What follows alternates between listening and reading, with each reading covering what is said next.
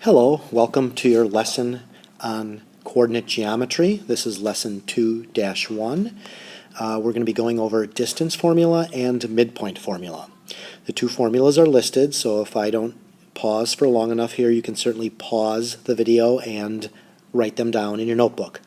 Please don't forget your title, as I will cease to keep reminding you of that, but you do need a title for each lesson, lesson 2-1, coordinate geometry. Okay, let's start plugging away with these formulas and see how they work. I realize that this is probably a review. I'll do a very easy distance formula problem to show you how the coordinates work and the formula works. And then, since midpoint is generally pretty easy, I'll do a little bit more complicated of a midpoint formula, and you have to apply these two lessons, these two problems to the entire lesson when you get back to class. So let's start with number one, example number one. You need to find the distance between 2 points. So I hope you know how to graph 2 points. 2, 3 is 2 over 3 up, so it's right here somewhere.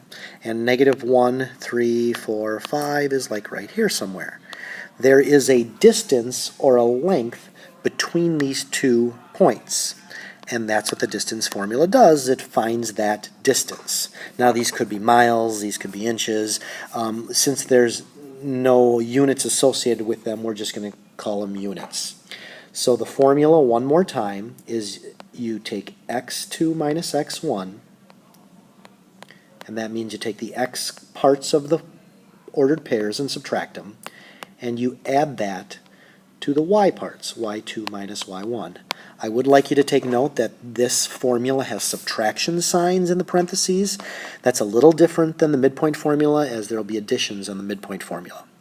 So it's basically just plug and chug as you go through this. It's really not that bad at all if it's just laid out with numbers. So the x parts are the first parts of points, x comma y. So you certainly take the 2 and the negative 1, and those are your x parts. Well, which one's 2 and which one's 1? It makes no difference whatsoever. You can reverse them and you'll still get the same answer.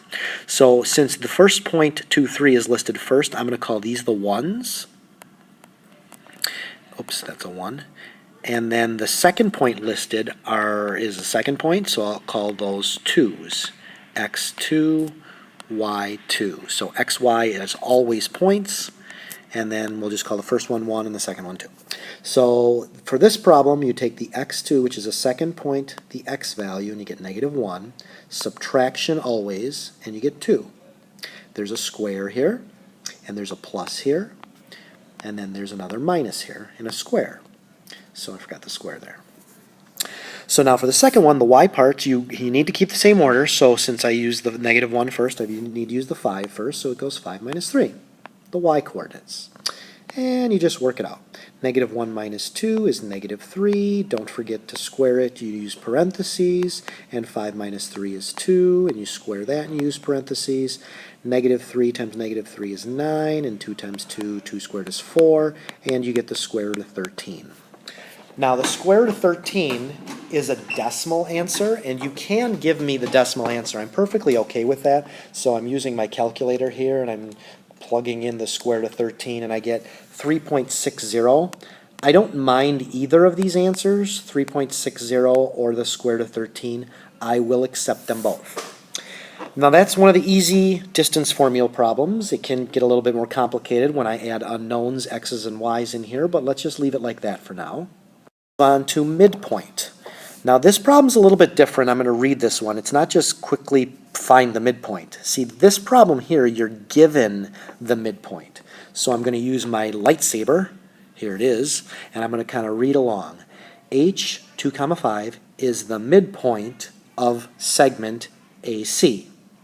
If A is 3, negative 4, what are the coordinates of C? So I've drawn a little picture here. I've graphed A, which is 3 over 4 down, and I've graphed H, which is 2 over 5 up, and now C is up here somewhere because I know H is the midpoint. So as I look at this guy right there, that's the midpoint. So the question isn't to calculate a midpoint. The question is to find the coordinates of C, and according to my picture, C is an endpoint. So this is a little strange. So the midpoint formula is x1 plus mind you, x2 divided by 2, and y1 plus y2 divided by 2. Now, since I don't know this c value, it's what I'm trying to find, I'm going to call it xy. I don't know it. So now let's kind of work through this. This one's going to get a little stranger. So I'm going to take the x from one of my endpoints, which is a, so that's a 3, and I'm going to add it to my other endpoint. Oh my god, I don't know what that is. I'm going to call it x.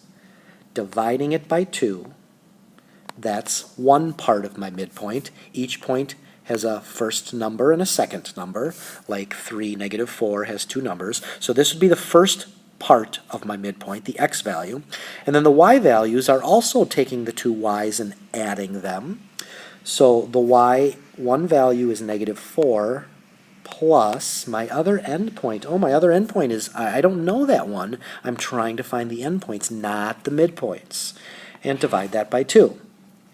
Now I know the answer to this part right here has to be my midpoint because I'm using the midpoint formula. So what is the answer to my midpoint? Well, I know my midpoint. My midpoint's up here. The answer is 2, 5. So I know what these answers are. So how on earth do I figure them out then? Well, 3 plus something divided by 2 is 2. Sometimes you can think it through and reason it through, but you know what? I'm going to do a little algebra. 3 plus, I don't know, over 2, the answer must be 2. Multiply both sides by 2. Now I'm getting into solving equations like we did in the first unit. And then from here I get 4. So I'm going to write that over here, 4. 2 times 2 is 4. And 3 plus x is 3 plus x. And then I need to find x, so I subtract 3, and I get -1. So one of my c values here, the first part is -1. And then how on earth do I get this 5? Now this is going to get really tight here because I'm running out of room.